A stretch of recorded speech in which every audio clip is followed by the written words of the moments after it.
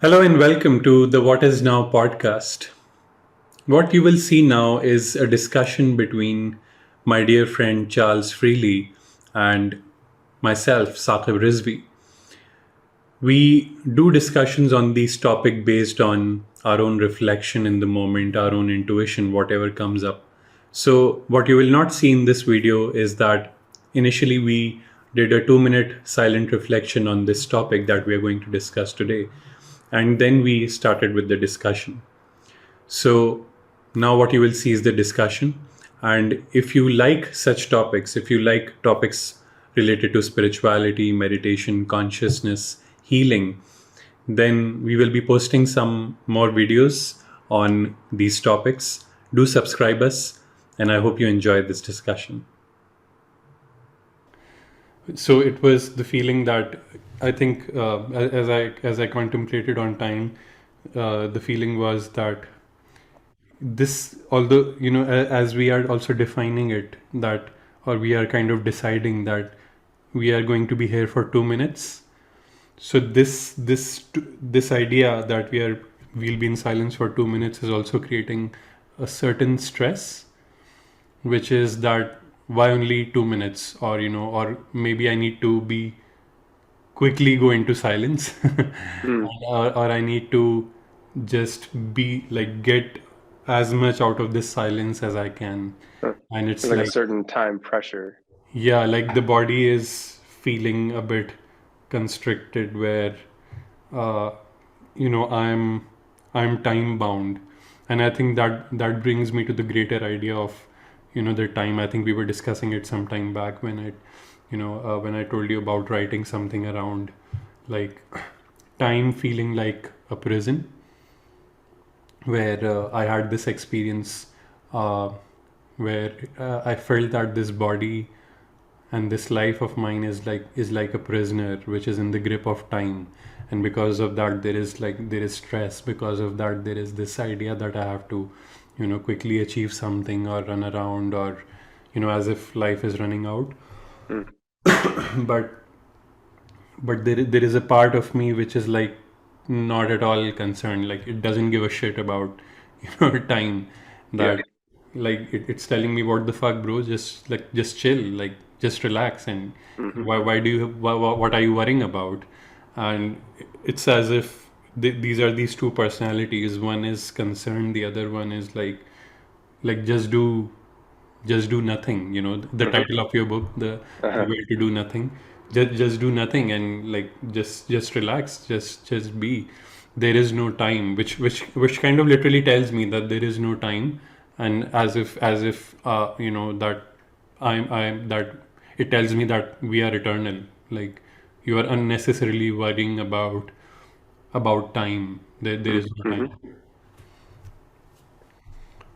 Even like eternal, or maybe that's my time bound self that hears it that way because I hear eternal and I think of time. Like I think of this Hmm. uh, massive amount of time relative to maybe a short period of time Yeah. that that is like the prison of one lifetime. Hmm. But even eternal to me feels like a great expanse of time Yeah. versus maybe something that just has no time. Like Yeah. it's just this. Yeah. But I think maybe this you might also be saying, or that voice is saying that this is eternal, Hmm. uh, but it's nothing other than this. Because does that kind of make sense? Like, because I Yeah. hear eternal and I think, oh, I have so much time, but that Yeah. also includes like a sense of uh, time. Hmm. Yeah, because eternal can only be defined in contrast to something which is not eternal, Mm, which is time bound. So, with respect to that eternal, otherwise the word eternal itself doesn't make sense. mm, If mhm. if, if it is not defined with respect to something that is not eternal. Right. Which makes me think of words. I think of Lao Tzu or Lao Tzu. Um, Basically, any truth expressed in words appears paradoxical Yeah. because it has to be expressed within the bounds of like dualistic language. Hmm. So e- eternal includes not eternal. So I can't conceive of eternal without a sense of not eternal or without a sense of time. Yeah. Um, so what is it? What does eternal mean to you? Yeah, good question. I can reflect on it in two ways. One is I can think about it, but thinking about it will only it will not do justice to it, Mm, because then I'm just trying to understand it with the in the context of how society says what eternal is, or how what is the dictionary meaning of it, or something like that. But if I like just kind of sit with this word eternal and absorb it and just try to maybe feel it, then it's like something which just goes on and on and on, which has no end. It's an expansive feeling, mm, mm-hmm, something like infinity. Um, but it also, on the other end, has some fears associated with it. Like, for example, if I am eternal, then like, why am I eternal? Like, why do I have to just keep going on and on? Why can't I just rest and not exist? right. There might be the opposite side of that, like Yeah, the one that's trapped in a prison of time doesn't have enough. But if that was expanded to eternity, you might be like, when is it over already? yeah. Uh, because it reminds me of I've heard Alan Watts talk about this a few different times. Uh-huh. That like if there was such a thing as eternal life, and you Mm, have everything, like he's referring specifically to the notion of heaven, mm, but you could just think of it as eternity. But he was saying if you had eternal life, and if it was just full of the way things being the way you want them to be, and mm, surrounded by all the people that you love, and for mm. eternity, he's like that would turn into hell. Yeah.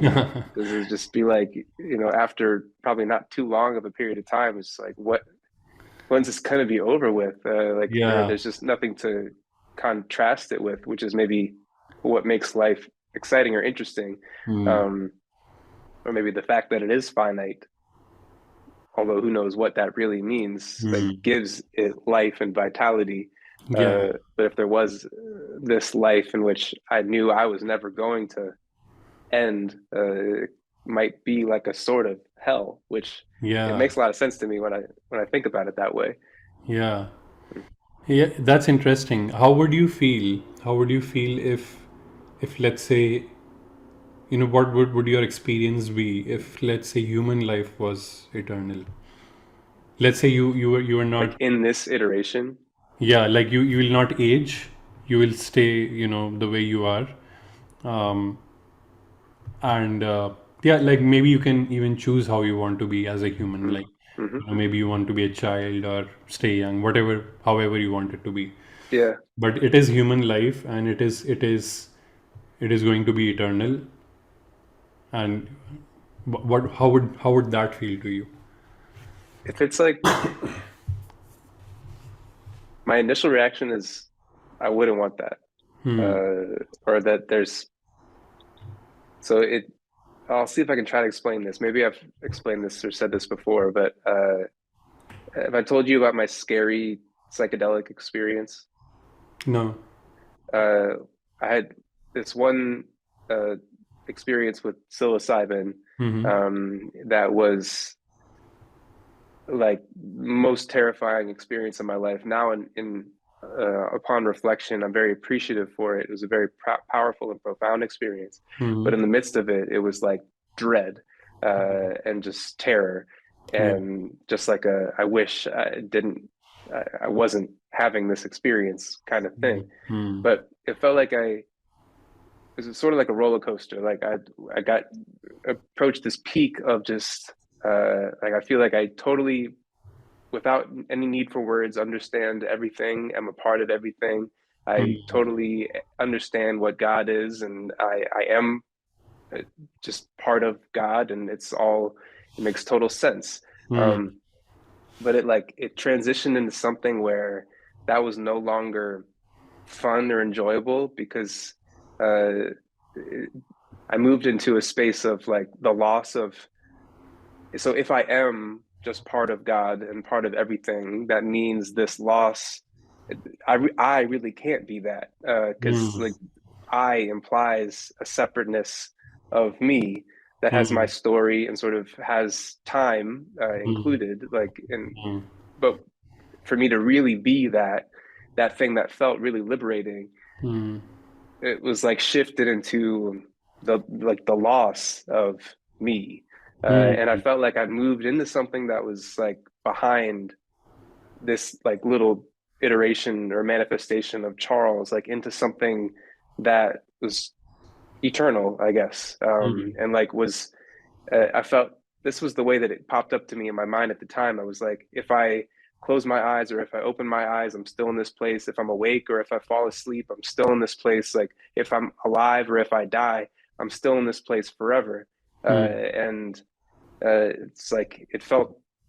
I just wish that I hadn't seen it, um, mm, basically, because it just felt mm, like this eternal place, mm. almost like a purgatory kind Mm, of thing. Um, and like gradually sort of recovered from it, but it was like it was a major shock and hit to my sort of typical sense of self. mm, Um, but the reason I bring it up is because I felt like I kind of shifted into something that felt very endless, uh, and that there was a negative element to that, mm, because hard to say exactly because what, but there was something just like the way I make sense of it is that like the me that I was just used to on a very fundamental level knew that I couldn't exist there. Um, mm. and so it was like some sort of loss of that typical time based self into Yeah. something that was uh, eternal, but maybe in like the real eternal sense that doesn't include the non-eternal, if Mm. that makes sense. I don't know if Yeah. that I is think getting across or what you think about that. yeah, I can relate. Uh, do you feel that so that thought, that fear that came up, which was, that okay, I don't want to be in this space which is eternal. Was it a feeling or was it a thought, in the sense that was the experience itself not not something which was joyful, or which was which was painful, or was the fear more of a thought? I think the fear is Hmm. thought based, Hmm. because or at least that was like my way of kind of getting through it ultimately, Hmm. and is my way now of approaching that same feeling, like when it continues to pop up. Hmm. Like that, I have a phrase that's like that is also thinking. Um, Hmm. Hmm. and then if when I can see that, it's like, well, there's nothing wrong with this until I add a wrongness, or until I start describing it in some way that says this is bad, or Yeah. I don't want this, because I can always unwrap that word based stuff, Yeah. as just its thoughts about what's happening. Hmm. When I see that and drop it, it just is happening, Hmm. whatever it is. Yeah. Yeah, it's interesting, and it's interesting how psychedelics can, they can bring up like the fears, which are there of, inside us, of surrendering to what is. And I think I have had many similar experiences with psychedelics, and in which I'm too afraid to just let the thing happen. Like, Mm. for me to kind of lose my mind and lose the sense of time, because the concern is that, yeah, I think my major fear that comes out in that experience is that, what if this goes on for eternity? Mm. Like, in the sense that I once had cannabis, and I was again this very intense and fearful experience, and in which I was getting these so many thoughts in my mind, and like I was all over the place, and my mind was not able to rest, and I was, I think, quite fearful. And I did it in a situation where I think I maybe I shouldn't have done it, or maybe I did the right thing because I understood my fears. But I did it in a situation where I was staying at an Airbnb, and I was outside, and I was in a place. I just came to Canada, and there was this excitement that okay, cannabis is legal here, so I can have Mm-hmm. it. So I smoked a big joint, and that was like the strongest one.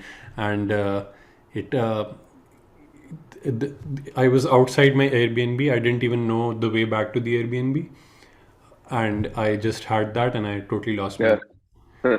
Mhm. And I was just roaming around. I wasn't able to find the place, and all these crazy thoughts in my mind, the fear, and there was darkness all around me. And I think the most dominant thought was that, what if like this goes on? And I think just a few days ago, I saw someone who was on drugs, and that person was homeless. So Hmm. I had this fear, like this will be my reality now. Like Yeah. I'll become, homeless and be on Hmm. the streets now. Yeah. And what if this goes on for eternity? What if I just become crazy? I think Uh-huh. that eternity, I think what you're saying is that eternity in this sense, it brought that fear to me, the way you're Sure. describing it. Yeah. Uh, in that experience I was describing, there was a point where I was had visions of myself in like a psychiatric hospital just because I I was like, how after this, how am I going to be able to interact with people Yeah, uh, or have conversations about stuff? Like it yeah, just didn't compute that I just wouldn't be able to talk about things yeah. Uh, in a way that I guess it's hard to describe why, but it just felt like I had been in a place that was behind like just the very foundation of all of the games that we play in hmm, society, or like why you have a job or make money, or why you talk about anything with anyone, or like why you do anything. It yeah. just felt like it was dipped into a space of like way zoomed out perspective where all that stuff is like it'd be hard to muster like the energy to do any of those things. Hmm. But yeah, that's interesting. I definitely was having that vision of myself too. Um, but Yeah. it sounds like maybe what was scary about both of those experiences, at least to a certain degree, was mediated by thinking about the future, Yeah. or um, like Yeah. looking into the future and saying, well, what if this is Hmm. forever, or what if this happens, or what if this happens? Hmm. Um, Yeah. Yeah, it's interesting that how, the psychedelics and time, I think they have a very like intimate relationship with each other, because I think the sense of, I don't know the science behind it, but I think the sense of time also comes from our like prefrontal cortex, if I'm not wrong. Or that this idea that how time is a construct, because it is more of a thought that a future exists and a past mhm, exists. What also once happened with me was, and this was again a cannabis experience where I was it was as if I could see time very, happening, events happening very differently. mm, So it was as if I could see what is going to happen in the future, what is my friend going to say. I already knew that. And then I was also kind of confused about what was happening before and what was happening after. mm, mhm, It was like I found myself, for example, I was sitting in the room, and then suddenly I found myself sitting in the terrace garden. Excuse me, sitting in the terrace garden, and I was thinking, wait, like, was I in this terrace garden before, or have I come to this mhm, terrace garden after sitting in mhm, that room? And mhm, there was total confusion around it. Like mm, I couldn't make the events like what came first and what came afterwards, and it was as if like all these moments were just separate, mm, pictures mm, in front of me. Like mm. It's like The you way, find yourself conscious here, and then you find yourself conscious in some other place, and yeah, yeah, versus just like having something that feels continuous. continuous. Yeah, Hmm. yeah. It was these separate moments, which are Mm. disintegrated and not connected to each other. Mm. So yeah, it was a fascinating experience, and I think I remember I kept telling to my friend that time is an illusion, and I understand time now. This is all a conspiracy and all those things I started Hmm. saying, and yeah, it was funny. It was a funny experience that Hmm. the moments were somehow disintegrated and not continuous and connected to each other. Hmm. A way I've heard time talked about is that, well, yeah, experientially, it seems clear that it is a construct. Like it's not a, Mm. there is no, time isn't a thing, uh, but Mm. that it's a tool that we can use to measure. One definition I like is time is a measure of change. And, Yeah. Mm. so like you can use it in that way, Mm. or use it as a tool. Like for us to meet on this call, we Yeah. utilize the tool of time to find ourselves logging in and seeing each other at the same time. Without that tool, unlikely that we would have just happened to like pop on at the same time, unless we were like communicating right up to then and say, let's do it now. Yeah. Yeah. Uh, but otherwise, you need in 10 minutes. Okay, we both have a like the construct, and we're both operating by this same clock Yeah. that we all have to Mm. utilize to schedule things, to meet with people. But Mm. then it seems like that easily, as with any concept, then can leak into it becoming a real thing Mm. in your mind, and then you find yourself bound by the concept of time, just like any Mm. other concept. Like words, we're so bound by words and language because they're so fundamental to the way that we communicate with each other, and they're these really powerful tools. But then we live in a world that is that sees language and words as real things and like Mm. the realest thing. Mm. But then we're sort of living based in an illusion of something that isn't actually tangible. Um, Mm. and so Yeah. maybe that same thing applies to time, and Mm. that we live based on this concept of time being a very real thing, and so it causes us suffering, Yeah. um, when we could use it as a tool. But it's hard to just stop there, and Yeah. then not live like inside the concept of time Mm. always. It's fascinating what you said, especially regarding like scheduling things and meeting. I'm just thinking, what if there was no time? Like, what if we just gave up time as a species? Like, okay, let's just not believe in the clocks, or let's just not believe in the calendar, or let's just not like let's just give up this time, and let's like function without time. How would Hmm. that be? I'm thinking. Yeah, I wonder. I mean, it first makes me think of the sun, and uh, like operating based on the sun being up versus your part of the earth facing away from the sun. Like that would be kind of the Yeah, guiding mechanism of doing stuff. yeah, Uh, but yeah, I do wonder what that would be yeah. like. I think this is how the early our ancestors, hunters and gatherers, who maybe did not, I don't know what exactly the history is, but maybe who did not have that clock or calendar or those concepts. I think that might have been the case with them, where as you said, the sun and the movement of the stars maybe is one of the factors. Mm. But I'm just thinking that what if we do it suddenly as a civilization? Now that we have reached to a point of being so much attached and dependent on our calendars and scheduling and everything and the clock, what if we just let go of that? I think it might lead to like chaos, Hmm. But it might also be very interesting to see that how people would function then, Mm-hmm. actually. It sort of makes me think of like uh, experiences on what you might call retreats or Hmm. little pockets of. Uh, you're always bound by language. Like I was going to say, pockets of time, Hmm.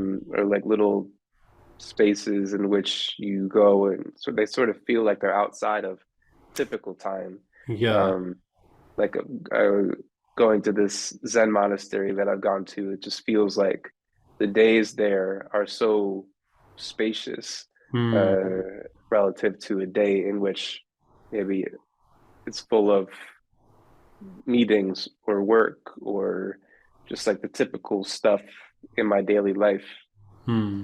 Go to a place like that, uh, time feels so different. I Hmm. just they have a schedule too. Um, Hmm. Morning meditation is this time, breakfast is this time. Like it's still time bound Yeah. to a certain extent, but it feels in a way that isn't important, other than helps us all be in the same place together, Yeah. and kind of like move through the different activities together in a way that's efficient, um, Yeah. and not like, I guess, chaotic. Like to Hmm. use your word, it sort of helps to remove the chaos. We all have a sense of being somewhere together. Hmm. Um, Hmm. but I noticed that time feels very different, or I don't really. I'm totally unconcerned with what time it is, other than it's like guiding me along to this next thing that I'm doing. Um, Yeah. Yeah, you're right because in a retreat, it feels as if um, there is a like sense of relaxation. Like although there is a sense of time also where I'm like okay, like at least I have like these 7 days where I can just do nothing and be. So there is like in the umbrella sense there is a time, but within that there is no pressure as such, or I can just relax. Like life slows down and it becomes uh, it's a relaxing feeling. Like I think what I feel is that the more we are attached to time, the more stress we might experience. I don't know if this is just my hypothesis. mhm, If I do a study on this, for example, this might actually be true in that mm, sense where if I am attached to time I will have more stress because now I'm like, oh, I have to be there in that place, or I have to do this session in this time, or I have to right, I think then the shoulding comes in, as you mentioned right, previously, where I feel this kind of obligation and I'm in a stressed state. yeah, But if I can just, let's say for example, if I give myself a few days to like take off and just do nothing, just give up my, like, throw away my clock and like shut down throw away, like keep my phone away. Now if I'm just in those days, then I think there will be no idea of shoulding, or having mm, any obligation to do something. mm, Like it mhm, will be just become more intuitive. Okay, what do I feel like doing now yeah. in this As moment? opposed to it's lunchtime, so I should eat. Like Yeah, you might just eat or not eat based on actually what your body kind of wants to do. yeah, Uh, yeah. there's that line of the story about the Zen teacher. There's are you familiar with this little story where there's a student of one teacher in Hmm. which the teacher performs all kind of miracles. And they can walk on water. They can do all sort of incredible things. And the student hears about this other teacher and is sort of protective of their teacher. So he goes to the other teacher and he's like, "My teacher can do all of these things. They perform all of these miracles. What can you do?" And this other Zen teacher is like, "Well, my miracle is when I'm hungry, I eat, and when I'm tired, I sleep, and Hmm. that's it." But like I don't know, that I feel like that relates to time because maybe there's a sort of miracle to that when you're doing it not based on any sense of pressure or should or have to, Yeah.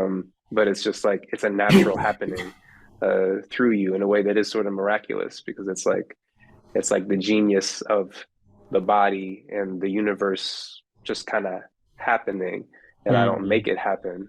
Um, Hmm. and Hmm. I'm not doing it because it's supposed to happen, but it's just happening. Yeah.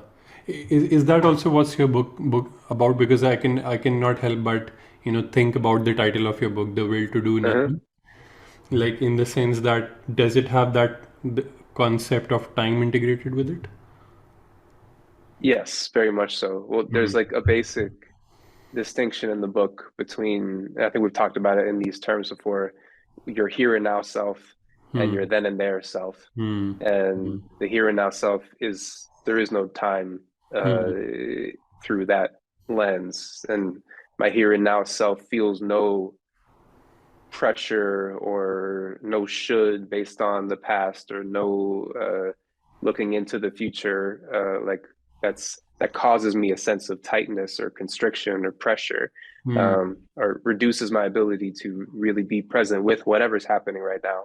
Right. And when I can actually fully be within my here and now self, all that stuff just happens, flows naturally through Hmm. me with no effort whatsoever. That's the sort of doing nothing in the title. And the will of it is the will to let go of all of that constrictive energy that moves into the apparent future or remembers the past in order to look into the future. The will to let go of that and open myself vulnerably to just what's happening right now, which is a vulnerable place to be because I'm no longer in control. But Hmm. then, like, I think there's a certain trust and faith there in this eternal present thing that I don't actually have to do anything about it. It's going to happen through me if I just let it. Hmm. But that means me like giving up control over it. Yeah. Yeah. Yeah. Wonderful. I'm very much inspired to, like, do this practice now, where I'm just, like, allowing myself to not worry about my schedule. Mm, Like, have a few days where, I'm not, like, I'm letting go of my schedule and just letting myself do whatever I feel like doing. And I think, if whoever is listening to us right now, I would, like, if this is something which appeals to you, if this is something which resonates with you, maybe have that one day. Again, the concept of time comes in because one day is there, but at least within that, mhm, we can maybe experiment with allowing ourselves to not do anything as per schedule, even eating, or even, as you said, even any sort of idea that I should do this during this time of the day, or I should do something. And there mhm, is just kind of letting the, whatever you call it, your intuition, guide you to do whatever it feels like doing. mhm. I think that will be fun. Right, because probably even if you give yourself that space, the mind will still be like, okay, now how do I make the most of this time? Or Yeah. like, how can I be the most uh, effective at relaxing? Or I should do this and then this and then this. Yeah, maybe Um, meditate or do, like, although right. fixed ideas that I should, do this or should do that. Yeah. So I think some it, experimentation of really just like dropping it, that. yeah. But inevitably that just keeps popping up. But I think you can also just keep dropping it. Hmm. Notice it and drop it. But there's always something that's just right here that I can pay attention to if I become interested in it enough. Um, Yeah.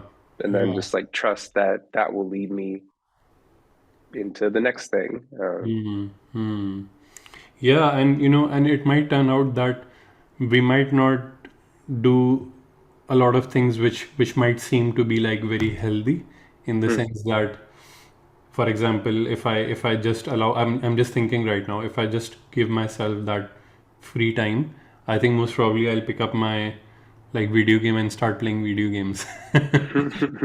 Right, but I think there is a, there is a beautiful thing that Osho said. He said that someone asked him that what is good and what is bad. So he said that it's not about the act that is good or bad, it's about whether we are doing it consciously or unconsciously. So he said that anything that is done unconsciously, for me, it is bad. Anything that is done consciously, even if you are like, doing something which the society doesn't think is good. But if it is done consciously, for me, that is good. At least you are Hmm. conscious about it. But even if you're doing a good act, so-called good act, unconsciously, then it will be more of an ego thing where, okay, you give something to for example, to a homeless person, give some money, but you are not conscious. The question is, why are you doing it? He said that it is your ego which thinks that, Hmm. okay, I'm somehow greater than this person and I'll give to this person. Uh-huh. But if you're doing it consciously, then you know your intent of doing it. So I think, what I was coming to, that even if I like I'm playing video games, or it might be this unconscious habit of mine, but at least I can become conscious of it. It will give me the opportunity. Just that free time will give me the opportunity to notice that what am I naturally attracted to? Why am I attracted to that? And maybe I think it will give me a lot of insight about myself. Like, Yeah. what do I do when I'm kind of let free? Right. It feels like a good compass too, because I wonder if you are focusing on that conscious versus unconscious, you might find yourself moving into something that you do or you sort of enjoy unconsciously, like Hmm. maybe it's playing video games or Hmm. watching binging some Yeah. show or something like that. But then if you're attempting to be conscious doing that, you might find yourself not really enjoying it or kind of getting Yeah. bored of it or like, why am I don't really want to do this. Yeah. Um, Yeah. maybe, Yeah. but I find that sometimes, like if I'm in a certain, and it might even feel like a loss to a certain degree, because it's like that's how I feel sometimes with certain activities. Like I used to really enjoy them, Hmm. but if I bring a certain level of consciousness to doing them in the moment, it's like lost its Yeah. enjoyability or its Exactly. fun for me. I've Yeah. heard that called the curse of the Buddha, uh, Hmm. which I really like. Did I ever tell you that term? No. Maybe we can come to an end there too. But Hmm. you might actually like this book. Did I ever tell you about the Lord of Light? No, I don't It's remember. a fictional book, The Lord of Light, and the Buddha sort of is the main character. Although in the story, the Buddha is like has many different incarnations, which I guess is like ostensibly the case. Hmm. Um, but so there's this sort of Buddha figure, and it's like a science fiction kind of novel where there's all these gods within the Hindu sort of canon of Hmm.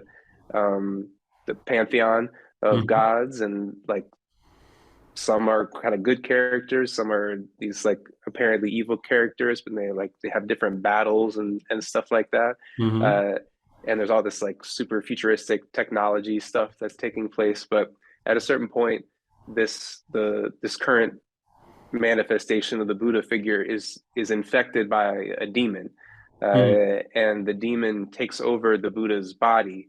The Buddha's like essence is still inside, but the Hmm. the demon has taken over the Buddha's Okay. body, and so all the actions that the Buddha body is doing is based on the desires and wishes of the demon.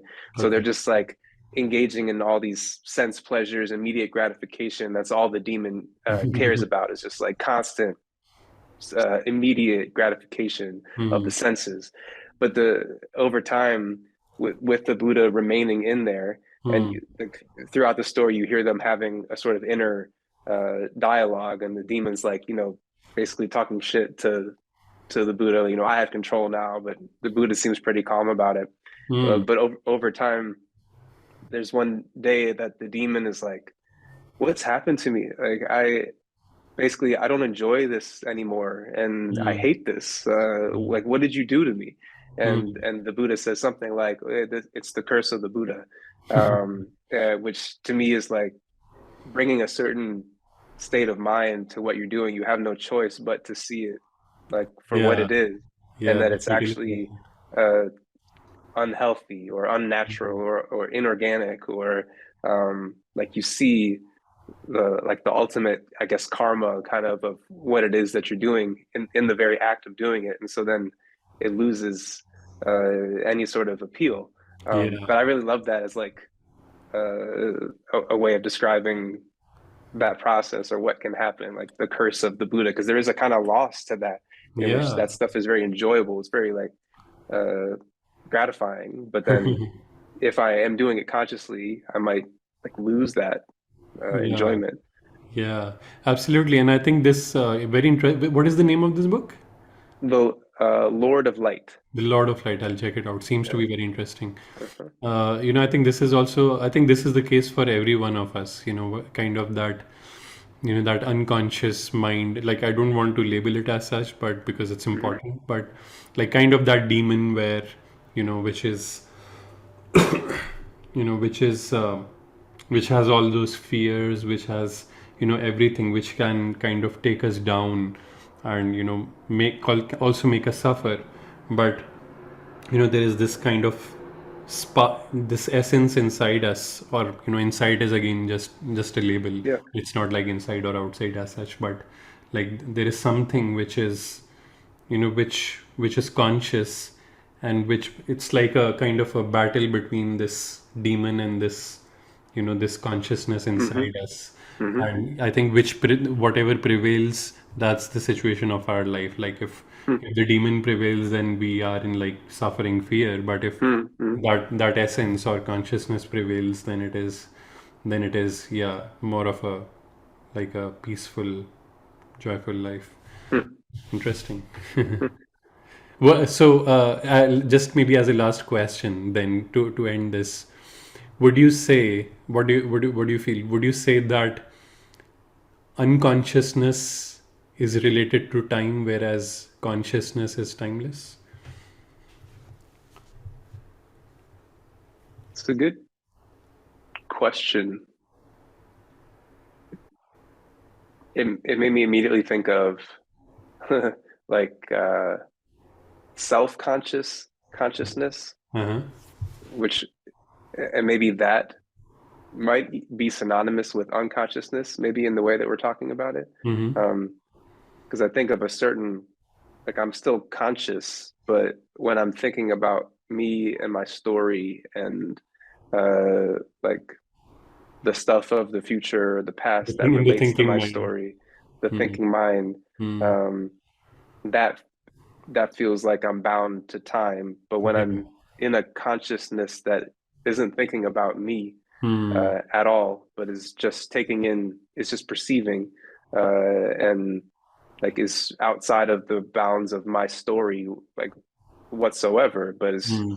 I'm still using my human faculties and like still communicating, but I'm no longer I'm in a sort of consciousness that isn't limited to Charles or to anything self like me related.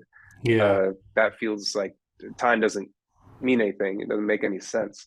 Hmm. Um, but time is very much like it's the like a sort of foundational principle of the other, Yeah. um, the self consciousness. So I guess my answer I would see it as like present consciousness and self consciousness slash unconsciousness maybe. Hmm.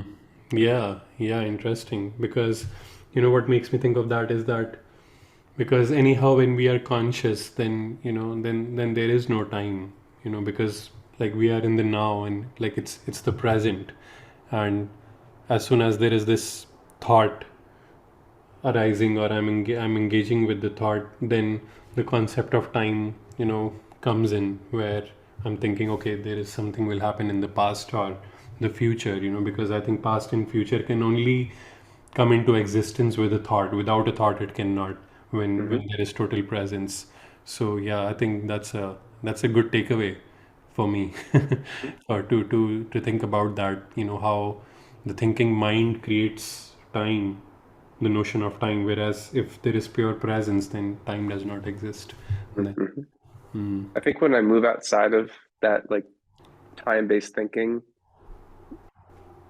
stuff just becomes so much more interesting too, if that makes sense. Like time is almost like a barrier to how interesting this bizarre, miraculous moment Yeah. is. Like my Yeah. time-based thinking mind doesn't care about it. Like it knows about all this stuff. All this stuff is boring and uninteresting Hmm. through the lens of my like mind that is moving into the future or remembering something. But Yeah. like when I'm outside of that and like I really look around at what's happening right now, I can't grasp it. It's ungraspable, and it's like Uh, amazing. Just the fact that any of this is happening.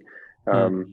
so something about that. There is a curiosity to it, right? Rather than Yeah. like this moment being painted by like the future or the past. Because, for example, if I'm looking at, let's say I'm looking out of my window, and out of my window I see, like, I see, for example, this sky with clouds, and I'm like, I'm worrying about, oh, it might rain today, or something, or maybe the clouds remind me of some past situation. Then it's not that I'm seeing it for real, but it is more of an abstraction, like it is kind of painted by, that reality covered by this perception of the past and the future. But if I'm in the moment and just observing it, there is a sense of curiosity to it. I'm letting it unfold rather than already defining it, Mm-hmm. that how it is, rather Right. than it has become a question in that sense. Right. There Right. is no answer to it. It's just an open question, this Yeah. moment. It Yeah. makes me think of like don't know mind. Yeah. Hmm. Because even there, like sky and clouds, those are words, and as you're describing them, I don't see what you see. Yeah. What you see can't be described in words, but we Hmm. use them to describe what we're seeing. But as soon as that's one, I mean, I think that's like my favorite way of entering this state of Hmm. now curiosity is just drop the word label for Hmm. it, and then nothing you can say about it because that would only Yeah. be a word-based symbolic description Exactly. of what it is that you're looking at. What you're Yeah. looking at is just it's just happening. Yeah. So maybe in that way, language and time are very much related, or Absolutely. they're Yeah. just like this kind of clothing put on top of the reality of right now, which makes it impossible for me to see if I'm fully mediated by that. But if Hmm. I could just like move it aside, then I would become totally curious, Hmm. Hmm. to use that word, just about what's happening. Yeah. Absolutely. Reminds me of children, like how they Mm. don't have a notion of time and how they are curious, but like we, as adults, we are not. So, Hmm. yeah. Hmm. Great, interesting conversation today. Well, I will take this into whatever happens next. Yeah. Yeah. Yeah.